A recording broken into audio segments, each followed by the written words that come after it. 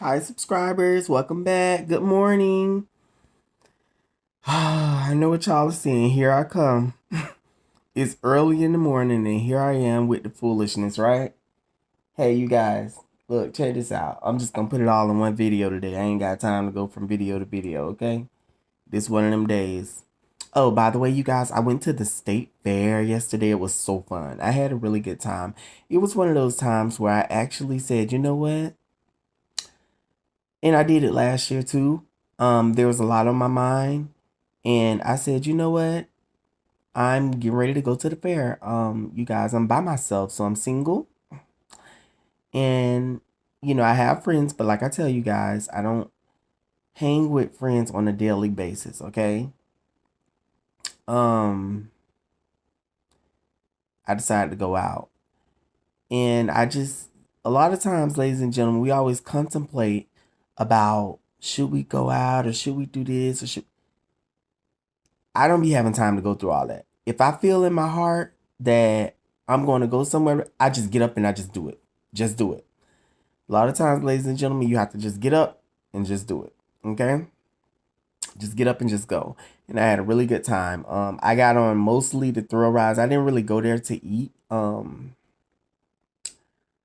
I went to get on thrill rides. For some reason, when I get on thrill rides, it relieves my stress, and I mean, you can't go wrong with a thrill ride. I mean, the only thing, I mean, you're being amused, so you're happy on the ride. And I was just doing a lot of thinking while I was on the ride. Look, doing like lateral G's and being tossed upside down and spinning. And I was just thinking about my life and everything, and just thinking about where I am right now at the where I am right now, basically meaning like how I'm having so much fun at the fair. But once I leave this fair, I'm forced to face the real world, right, ladies and gentlemen? And I ain't just talking about the traffic on getting back home, but I'm talking about the people that's involved in the world that makes the world so horrible and makes the world so bad. But it gave me a chance to step back, self reflect, and to say, okay, I'm ready. You know what I'm saying, ladies and gentlemen? You have to learn to treat yourself. Take yourself out to eat. Take yourself out to the movies. Take yourself out to the mall. If you can't go nowhere by yourself, ladies and gentlemen, that's not good. That right there is you need to question yourself. Do you really love yourself? Because ladies and gentlemen, when you love yourself, you can go anywhere by yourself. You don't need people to always be up around you in your entourage. And let me tell you guys something. I was dressed. You talking about your boy look bad? I had on this see-through shirt with spiral designs all over it. I had ordered it from I think Shein. And it gave everything. It looks like a t-shirt, but it's clear see-through. You can see that's right, you can see the body, nipple piercings, all that. But it's got designs that goes over it, so it's not too open. It was everybody just kept, I love your shirt, I love your shirt, I love your shirt. And I threw me some tan pants on it and some black shoes. Oh, baby. You know, when I walked in there, it surely like I was one guy was like, I was walking to the bag to retrieve my wristband. He was like, come here. I'm like, how did you even know that I was walking back here to get my wristband? I could have just been walking back here. What it gave. But ladies and gentlemen, it was a really, really good time. And there's nothing like dressing down, dressing fly, looking nice, and stepping out like, huh, you know what I'm saying? See, you can't do that when you have fake friends around you, ladies and gentlemen, because they too busy trying to have you fall, planning your demise. They want you to they want to critique you the whole time. They jealous of you, so they gotta throw shade the whole time you with them. I can't be around people. I don't got time for that. It do be fun with friends and stuff, you know what I'm saying? But I'm very picky and choosy on specific friend if I'm going somewhere who I would go with. You know what I'm saying? We go out to have a good time. We don't go out to hear people, judge us and that's supposed to love and care for us. Like, hell no, I can go by myself. And that's what I do, ladies and gentlemen. To avoid all that, I just go by myself. I ain't got time for it. Now, ladies and gentlemen, the reason why I'm bringing this video to you guys, because of course, we got something to talk about. What we're going to talk about in this video, ladies and gentlemen, is the automatic Hoover. That's right, ladies and gentlemen. Once you get out of a relationship with a narc, or however it went, you left them or they left you, the narc will initiate a Hoover shortly after. Basically meaning sometimes it could be like 2 months, 3 months, or whatever like that. Okay? And it's your choice whether to accept them in your life, because remember, if you accept them in your life, it's going to be 2 times worse than it was the first time. And they're going to try to destroy you because they automatically feel like they need to punish you for leaving them to begin with, or for they just want to punish you because they probably could have left you. But it's the fact that there was something there and they left you, and they going to punish you for no reason, pretty much. But let's talk about the automatic Hoover. So the relationship ended. The narcissist tried to Hoover you back, but you didn't proceed. And now it's been a year, 2 years, 3 years, and so on and so on and so on. Did you know, ladies and gentlemen, that automatically you're granted a Hoover once it's been so much allotted time between when you and the narcissist were together in a period of separation? This means, ladies and gentlemen, that if you were to ever reach out to the narcissist, they're going to accept you in their life with open arms. That's right, ladies and gentlemen. See, because what happened is they no longer have control. They realize that, damn, it's been years. Okay, our lifetime is only how long? Our lifespan, I'm sorry. And that's a lot of time. And so the narcissists are so anxious to meet you. They're so anxious to know what you're doing. And all they're doing is waiting on you. Because see, first off, they're not going to initiate anything. You know why? Because they know that if it's been this long that you've been holding out without them, and that they thinking in their head like, oh my gosh, I'm waiting for them to come to me, but if they ever come to me, I'm going to accept it with open arms, ladies and gentlemen, because they knew, see, when you leave so much time away from the narcissist since y'all been together, that's when they realize that you weren't playing the radio. You meant what you said. And they're very clear of understanding that. Because see, a desperate, needy person would keep reaching out to the narcissist, but you didn't do that. It's been years since you guys have associated or talked to each other.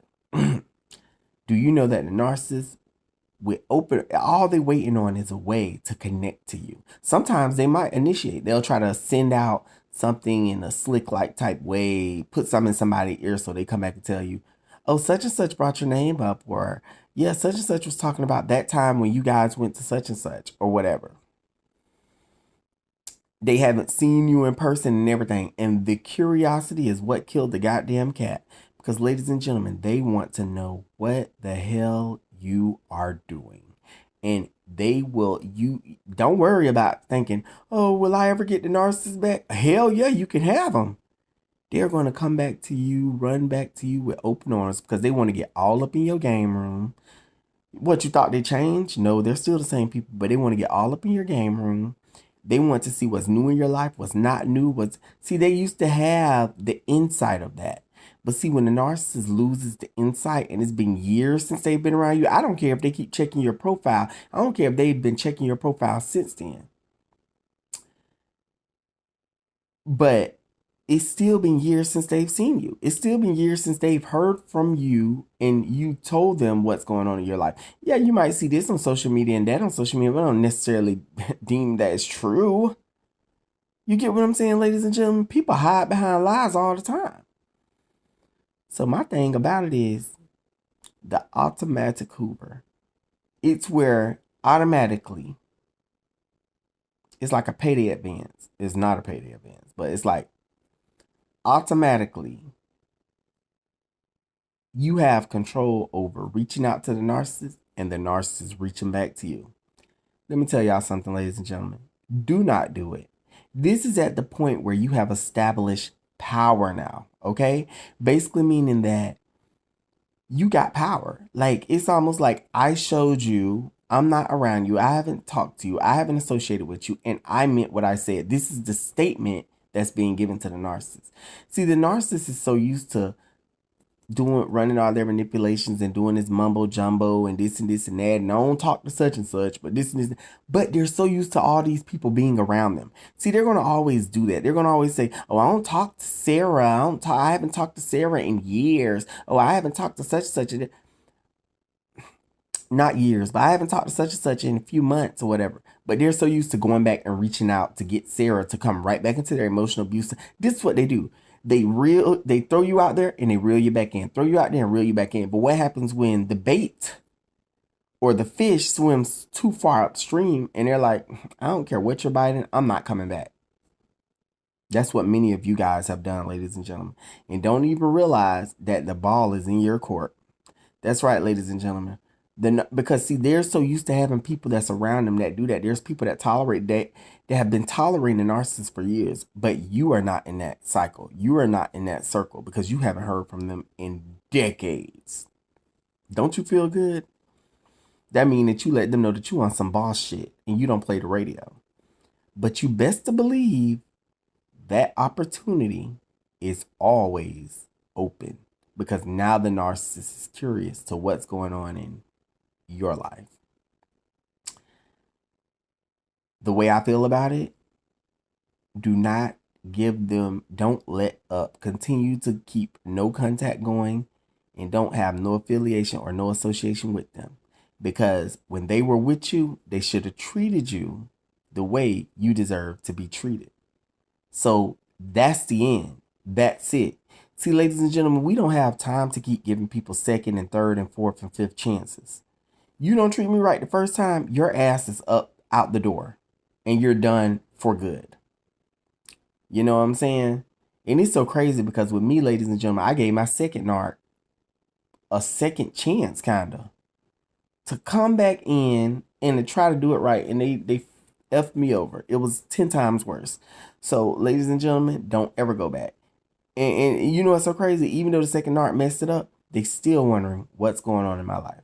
They would love to just be able to just see me, touch the hems of my garment, just to see me, just to know what is Avius doing. They probably go on social media and go online and try to, but that's neither here nor there, because you still haven't seen me in person, period. And you haven't talked to me, so you don't know what's going on in my life, ladies and gentlemen. So I wanted to basically talk to you guys about that. I also wanted to talk to you guys about pay attention to how the narcissist is so, they exude, when you first meet them, they show you they're so cool, calm, and collect, listen to everything you say, this and that, blah, blah, blah, blah, blah, blah, blah, blah, blah, blah. That's because they're trying to get in your game room. But soon as, let's just say the next day or a week or two, they call you and you're like, hello, you'll notice their voice is totally different. Hello, what's up? What you doing? Oh, what you got going on? Oh, da-da-da-da. You know why they're talking like that? So intense and so direct and so like with excitement and with so, it's just with a thing like what do you call it? Like in their voice, they talk with like entitlement. With it, you know why they doing that, ladies and gentlemen? Because that's who they really are the whole time. See, when you first met them, they were just talking all nice and doing this and that. But now you see, now when you call them, you're like, hello, so what's been up, Tom? What's up? What you got going on? You're like, what? Where this person come from? Pay close attention, ladies and gentlemen. There's something else. So, well, that being said, I'm going to, lay here and nap, but I'm going to leave you guys with this because you guys need to know. Remember what I said. I'm telling you guys, with that automatic Hoover is sitting there. They want to know so much about what's going on in your life because it's done been so far later on down the line, and they have no clue of what's going on with you. And that's the way you want to keep it, ladies and gentlemen.